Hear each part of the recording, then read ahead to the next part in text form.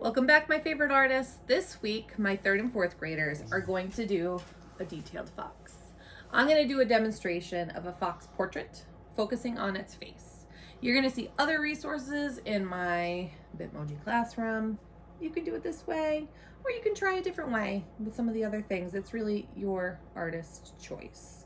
So with your itinerant teacher, if you're in person, please take a second to look at some of those different fox tutorials. But hello, meow meow. But we are going to do a portrait together. Now, I got some feedback that it's hard to see when I'm drawing, so I'm going to start with a marker today so you can see what I'm doing on the paper. However, this may or may not be my first take of this video because when using marker, you can often make mistakes that are hard to fix. So I encourage you to start with a pencil. But for me, I'm going to start with a marker. So I'm going to begin with the top of the fox's head, which is a semicircle shape, just like that. I'm going to come down from here and draw its fluff. And then another semicircle shape in the middle. Try to make this in the middle. This is going to be your fox's snout. So I have my semicircle this way and then another one going the other. If you make a mistake, you can really pretty easily transform it into a sketchy look though. So right there, I have the base of the face for my fox. From here now, I'm going to add triangles for ears. And another little triangle inside. And again, I'm adding that fluffy fur texture. Texture is a principle of art. It's important and it really will make it more realistic. From here now, I'm going to begin to place my eyes. So it's really like that semicircle,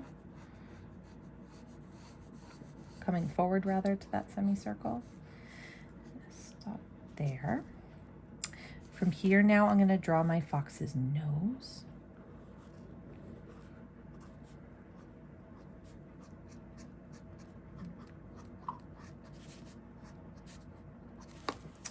And I'm now going to begin to place my fox's eyes.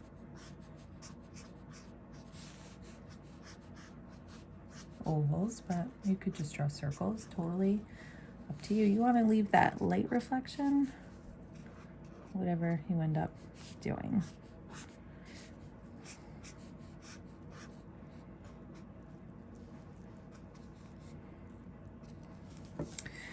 All right, I'm now going to come down and add my fox's shoulders. So this, again, it's almost like a school portrait. I actually had a really cool fox in some dapper clothes that I got at, I don't know, Frog and Toad in Providence or something. The frame broke, I haven't gotten it back up, but it's kind of a thing to put animals in clothing. You could certainly give your fox a top hat and a monocle, those little circle things over the eye, or you could just make it a red or Arctic fox, your choice.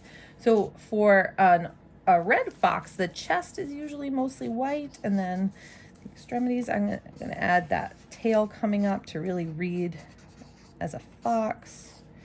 And then you can add a horizon line behind it if you would like. Some snow, a winter beanie hat. I don't know, I'm getting a little too ridiculous here.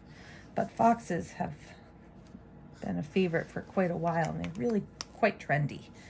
So I'm going to use my twistables to color in, to blend colors together, a mix of reds and oranges and yellows.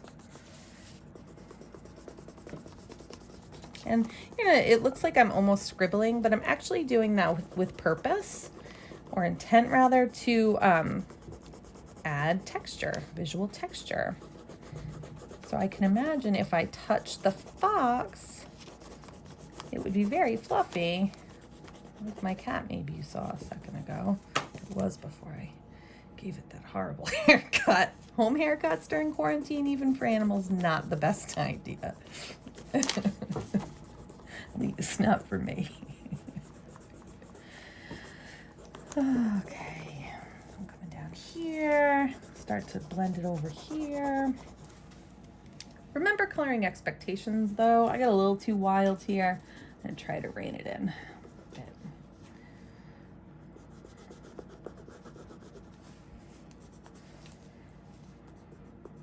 I think I'm just gonna go for it and make the whole thing orange here. Looks more natural to me.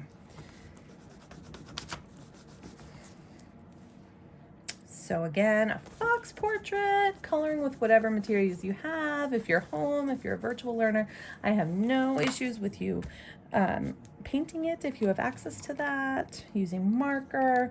Just really take your time. I love crayons. They're really, look at that beautiful pop of color I just got from pulling a crayon out for like a second.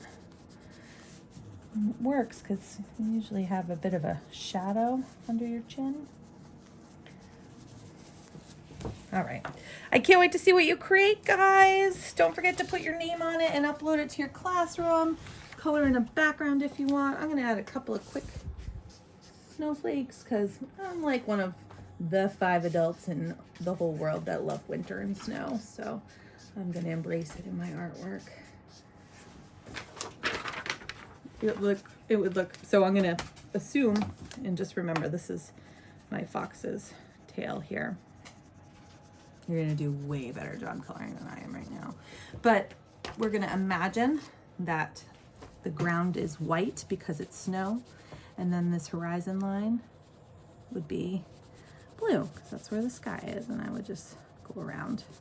This would be a great thing, like I know I mention every week, to really do quickly with a large paintbrush and some watercolor if you have it. Or my favorite hack that I saw on, of course, Pinterest, every art teacher's favorite thing right now, where if you have dried out markers that are washable or watercolor markers, you can put them in like a mason jar in some water and soak and make liquid watercolors, which is really great. All right, I'll stop talking. Fox portraits or fox bodies if you prefer. Drawing a fox with lots of details and texture. It's one of our big ideas today. Can't wait to see what you create, guys. Be well. Take care.